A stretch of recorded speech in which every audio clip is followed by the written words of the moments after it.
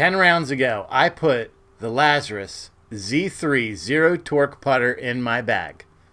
But did it make a difference? Be the right club today. Yes! What's going on, guys? G2 here with 3-Putt Bogey. If you're new to the channel, welcome. If you are a returning subscriber, welcome back. And 10 rounds later, has the Lazrus zero torque, my first ever zero torque putter, improved my game? Now, we have done this rabbit hole before. We did it with the SQ putter, if you guys remember that, by Performance Golf.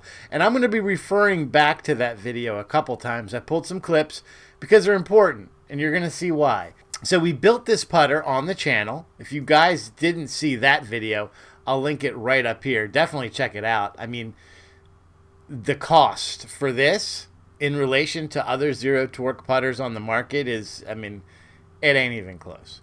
But at the end of the day, does it make a difference? That's, I mean, really, I'll pay $7,000. Well, maybe not $7,000. I'll pay $700 for a putter if it makes a difference in my game. So let's look at 10 rounds worth of data, because if you guys know, I track all my stuff, both on my 18 Birdies app as well as spreadsheets. I know, but it's important because we're all trying to find that one part of our game that needs the most improvement. And, you know, you may shoot a good score and you want to drop a couple strokes and you're like, I need a better driver. Well, do you really? Do the stats support what you're trying to say? And it's not about whether you're putting money in the right place. It's about whether you're spending time on practice and obviously components in the right place. And for me, it's always been putting. It's always putting. Always. All right, so starting with the very, very basic. Okay, my average score increased by 2.2 strokes. So the last 50 rounds prior to using this, my average score was 77.8.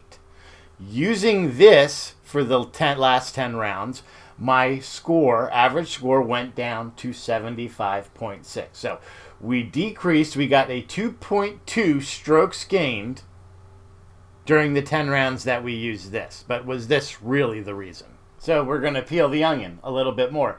What about our average putts per round? So prior 50, 31.4 putts per round. With this guy, 27.6 putts per round. 27.6. That is a 3.8 strokes gained with this putting. When you get to the point where you're consistently breaking 80, 82, 2 strokes here, 3 strokes there is like going from breaking an 100 down to 89. Lower you get to scratch, you got to be digging out strokes from everywhere. Every little place. A half stroke here, a quarter stroke there. If you can get a full stroke, you're doing real good. When you can get 3, almost 4 full strokes, we're on to something. So a lot of amateur golfers really put a lot of weight onto this stat. 3 putts. The number of 3 putts per round. And I agree, it's an extremely important statistic. But when we did the SQ putter, even though it dramatically reduced my 3-putt rate, there was other things that it did not improve, which in the long run would have hurt me more if I had stayed with it. Simply because, just because I was reducing 3 putts, I was increasing my 2-putt percentage in distances that normally were almost an automatic 1-putt. And that's a problem. Because, okay, I didn't 3-putt, right? You 2-putt from 5 feet. You're losing that stroke there. You're just not, it just doesn't card as a 3-putt, which makes you feel a little worse. Honestly, 2-putting from 5 feet makes me feel worse than 3-putting from 20, 30, or 40 feet. So the last 50 rounds, my 3-putt was 0.7 per round. Now, I'm down to 0.2 3-putts per round. And that's this. That is this. So now I'm going from 2 3-putts every 3 rounds to 1 3-putt every 5 rounds. You're picking up at least a half a stroke per round. And you guys may think that sounds silly. A half a stroke. Everywhere you can get these little things, your little bites add up to big numbers at the end. So scoring. At the end of the day, doesn't matter how you get it in the freaking hole. All that matters is that you make the score. So I look at distribution. So the last 50 rounds, this is my breakdown per round percentage of what I score. So the prior 50 rounds of my total score, 8.4% will be birdies, 50, we'll call it 59% are pars, 30% are bogeys, and 2.6% are doubles. The last 10 rounds, because I'm making more putts, remember that putt per round went down. So the good things are going to go up. So my birdies went up from 8.4% to 13.3%. My pars went up from 58.9% to 62.5%. My bogeys, of course, if those are going to go up, the bad ones are going to go down, right? Bogeys went down 7%. Doubles went down by half. It's letting me know that not only am I seeing the stats in terms of putts per round, average score, but where I'm making the strokes count, that's what's helping my score. It may sound obvious, but most people don't think about that. Like, what is your breakdown? What goal do you set for yourself? 1 birdie per round. Maybe you set 10 pars. Maybe you say 4 bogeys. Whatever it is, you should have a kind of a standard.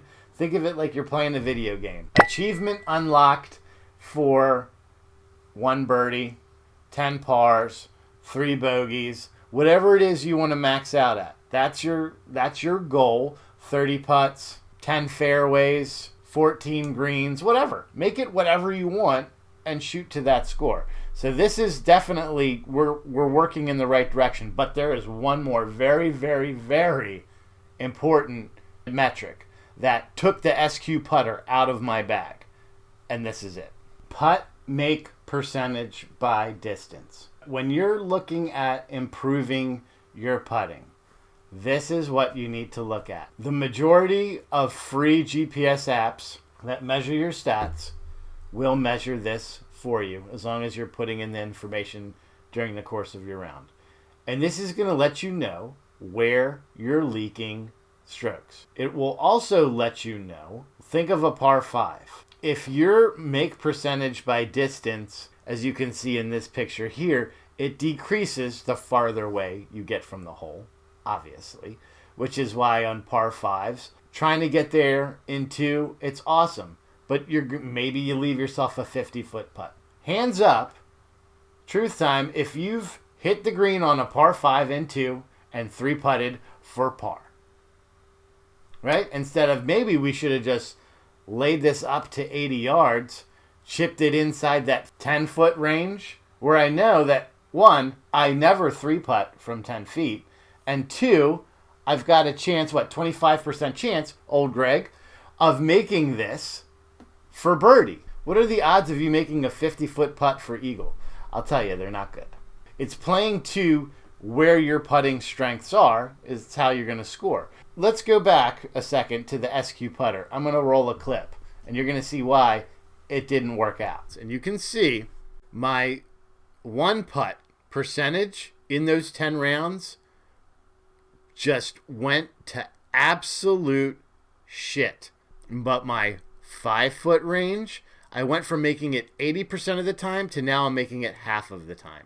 My 7-foot percentage went from 57% down to 42%, and this paints the whole picture.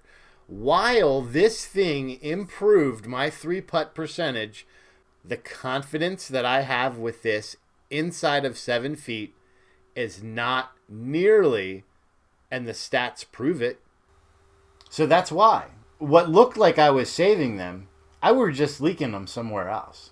I improved on the ones that needed help, but the ones that I was solid in went down. Isn't that golf, right? Irons, drivers are awesome. Putter, short game stinks. Putter, short game is awesome. Drivers, irons stink. We're the sliding scale all the time. But with this guy, these are the putt make percent by distance. You can see 3 feet, 95% of the time. I missed one. Big deal. Okay, 95% of the time I'm making it from 3 feet. 81.4% of the time I made it from 5 feet. 61.1% of the time I made it from 7. 40.3% of the time I made it from 10. Notice there's no 3-putts. We haven't even had a 3-putt yet. 15 feet. 38.2% of the time from 15 feet. Imagine that. You're at 15 foot and you know you have a better than 1 out of 3 chance of making your birdie putt. That's going to instill a lot of confidence. Then we get down to 20 feet, 9.4%. 1 out of 10, it's going in. And we have that one time where I 3-putted from 20 feet once. 30 feet, actually better than the 20 foot. I did make a couple really long, stupid ones that I shouldn't have made from 30 feet. But, I mean, that's golf. 13.3%. 80% of the time I'm going to 2-putt, which means that, 6% of the time I'm going to 3-putt. So all my 3-putts improved. He's staying in the bag. Unlike the SQ putter that got in the bench, and I think it's probably right there or there, somewhere back there, and it's been sitting there for the last year. This guy is checking all the right boxes and not hurting the ones that are already strong.